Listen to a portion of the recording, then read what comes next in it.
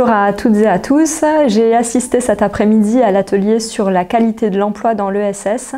Et ce que je retiens, c'est une volonté des acteurs et surtout des initiatives et des leviers. Je retiendrai 3 points saillants à mon sens.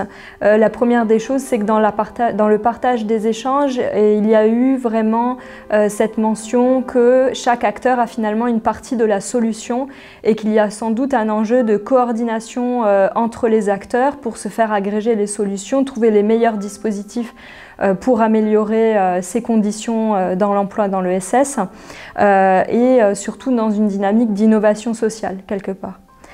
Le deuxième point, c'est la capacité de transformation des structures en interne, c'est-à-dire qu'effectivement, il y a des contextes réglementaires, financiers, de l'environnement qui entoure la question de l'emploi dans l'ESS, mais il a été interrogé la capacité interne, le pouvoir d'agir finalement que les structures de l'ESS ont en leur sein.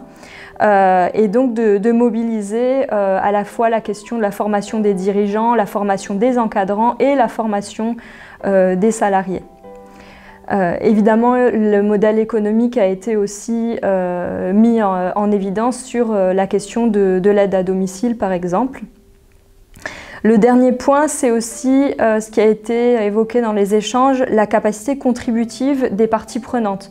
De la même manière qu'il y a cette position de ne pas subir mais d'être acteur finalement d'une situation pour quelque part la transformer, il y a comment on inclut les parties prenantes dans les structures, à la fois les salariés mais aussi et surtout les bénéficiaires finaux en fait, des structures qui peuvent aussi potentiellement améliorer, transformer les choses.